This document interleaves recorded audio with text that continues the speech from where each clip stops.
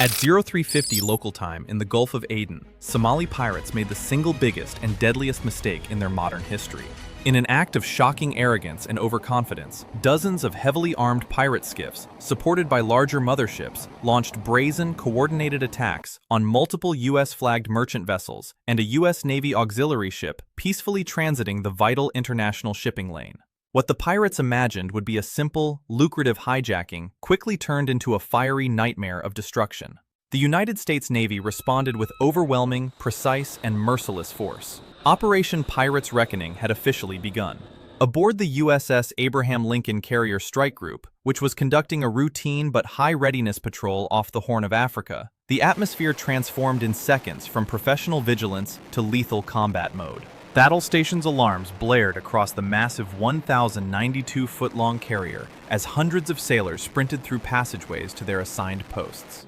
In the dimly lit Combat Information Center, radar operators, intelligence analysts, and senior officers studied real-time drone footage and desperate distress calls pouring in from the attacked American ships. Somali pirates were clearly visible firing RPGs, heavy machine guns, and even anti-tank weapons at civilian and naval vessels. The strike group commander's orders were direct and uncompromising. Protect all American lives and shipping. Locate every hostile vessel and destroy them. Rules of engagement are weapons-free. Deep in the carrier's special operations compartments and aboard the escort ships, America's elite warriors prepared for battle with ice-cold discipline. Navy SEAL teams tightened their heavy plate carriers, loaded multiple magazines for suppressed Mk-18 carbines, checked flashbangs, fragmentation grenades, and breaching charges. Combat divers meticulously inspected their closed-circuit rebreathers and underwater scooters. Marine Raider and FAST teams geared up for possible shipboarding operations. Helicopter crews armed MH-60R Seahawk and MH-60S helicopters with Hellfire missiles, APKWS laser-guided rockets, and devastating GAU-19 miniguns. Meanwhile, Arleigh Burke-class destroyers and cruisers brought their 5-inch guns, SM-2 missiles, and Phalanx CIWS systems to full readiness. The entire strike group operated like a single, furious organism. Attacking American ships was a line no one was allowed to cross. At 4:05, the counter-operation launched with devastating speed.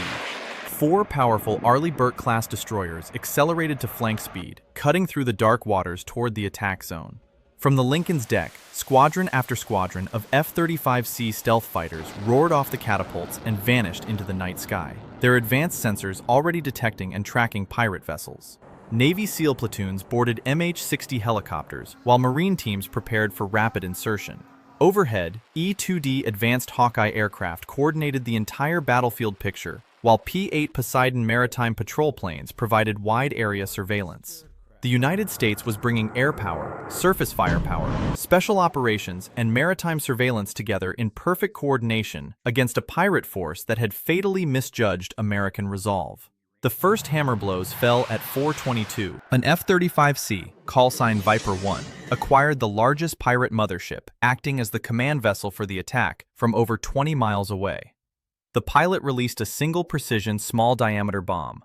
The munition streaked downward and slammed directly into the mothership's bridge in a massive fireball, instantly destroying its command and control capability. Seconds later, additional F-35s unleashed coordinated strikes on clusters of fast-moving pirate skiffs, turning many of them into burning wreckage that scattered across the black ocean surface. On the surface, the destroyers arrived like instruments of divine vengeance. USS Carney and USS Gonzales opened fire with their 5-inch naval guns, sending high-explosive shells screaming through the night toward pirate formations. The darkness was repeatedly shattered by massive explosions as CIWS Phalanx systems automatically shredded incoming RPGs and machine gun fire in midair. Somali pirates, who had grown increasingly bold and aggressive in recent months, suddenly realized with terror that they had awakened the most powerful navy in human history. Panic spread rapidly through their ranks as they tried to scatter in every direction.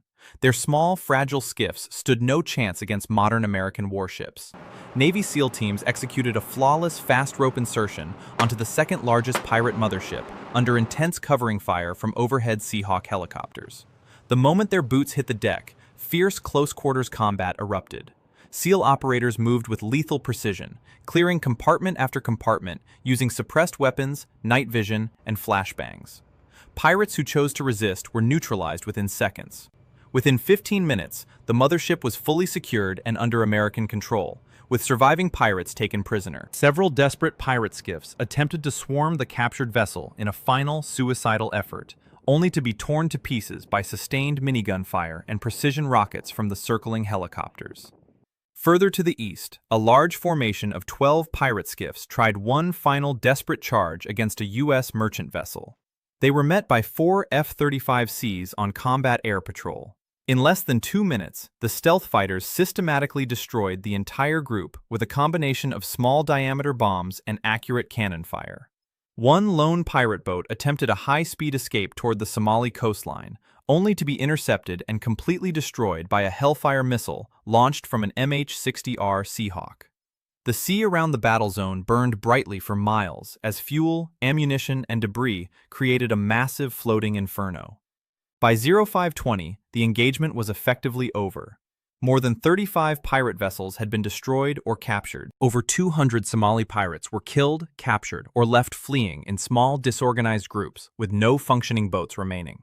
U.S. forces reported 0 casualties and only minor superficial damage to one auxiliary ship. The USS Abraham Lincoln Carrier Strike Group had demonstrated total dominance across air, surface, and special operations domains in textbook fashion.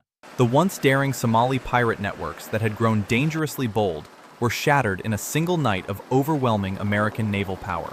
Their leaders, who had openly challenged the world's strongest navy, now faced complete defeat and severe long-term consequences. Back aboard the USS Abraham Lincoln, pilots, SEAL operators, sailors, and Marines conducted rapid debriefs with quiet professionalism as the carrier recovered its returning aircraft. The massive ship turned back into the wind, its flight deck already preparing for the next launch cycle. The message had been delivered loudly and clearly to every pirate group, militia, and hostile actor operating in the region. Any attack on United States vessels, citizens, or interests will be met with swift, overwhelming, and devastating retribution. In one decisive, flawless, and overwhelmingly powerful operation, the United States Navy had reasserted absolute control over these critical international waters. The Somali pirates who foolishly dared to challenge the U.S. flag learned the hardest and most expensive lesson of their lives. American naval power is fast, precise, unforgiving, and absolute. Operation Pirate's Reckoning was complete. The U.S. Navy had made them regret it, forever.